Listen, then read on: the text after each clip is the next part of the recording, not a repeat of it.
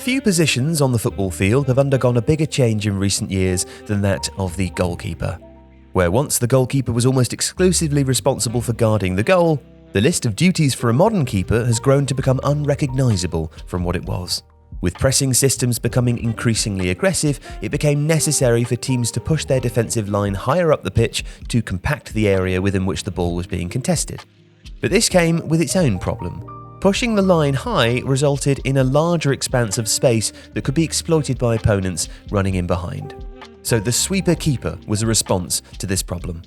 If you could find a mobile keeper who could read the play well and patrol the space behind a high line, clearing up danger, then you could mitigate a lot of the problems that the high line invited. Manuel Neuer had this skill set. Throughout his time at Bayern Munich and playing for the German national team, it wasn't unusual to see touch maps where Neuer showed up all over his own half. But the role of the goalkeeper wasn't just expanding defensively. As time went by and as teams became more concerned about possessing the ball, the goalkeeper was expected to do more with the ball too. And the reason for this is simple enough. When a team is building up from the back, they will always have a player advantage.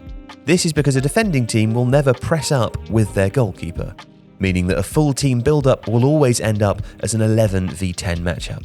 Because of this, if their goalkeeper is good on the ball, then a team looking to dominate possession will have the advantage of an extra player in the build-up phase. In the modern game then, it's not unusual to see goalkeepers who are integral to a team's deeper possession and build-up, helping to link the team's players together, reducing the threat of the opponent's pressing player, and generating more passing angles to help the team progress the ball down the field.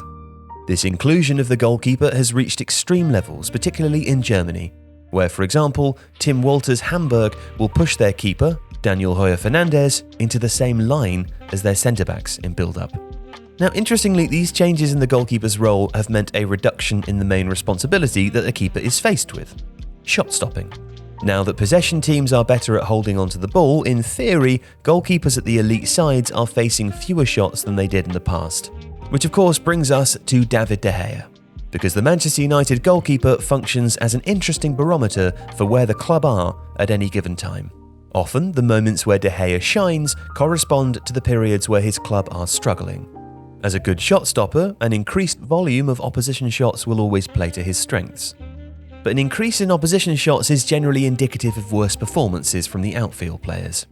On the other hand, those spells where Manchester United enjoy more control of games do tend to highlight De Gea's weaker aspects: his ability on the ball. Bring these two threads together and it's clear that Manchester United have a David De Gea problem. With Erik ten Hag at the club, the aim is now for United to control every phase of the game. This ideally requires a goalkeeper who can contribute on the ball as much as off of it. And at times since Ten Hag arrived, De Gea's flaws in this regard have been shown up with disastrous effect. Early in the 22-23 season, a 4-0 loss to Brentford was catalysed by poor build-up play from De Gea, prompting Ten Hag to adopt a different approach in possession for the next few games. This change in style shows up in the data. Looking at David De Gea's passing in the seasons before and after Erik ten Hag arrived at Manchester United, you can see that De Gea is much less likely to build up through the fullback areas than he was the season earlier. This change is also reflected in his long kicking numbers. Over the last few seasons, De Gea has launched the ball fewer than 9 times every 90 minutes. This season, he's doing it 12.6 times per 90 minutes. Now, all of this raises the question of how Erik ten Hag considers De Gea's future at the club. Can he improve on the ball to the extent that his manager requires? The margins at the very highest levels are so fine that his manager is likely to want a goalkeeper who excels on the ball rather than one who is merely competent. In which case, it's possible that the solution to Manchester United's David De Gea problem could be solved in the transfer window. If you like this video, please consider subscribing to the channel.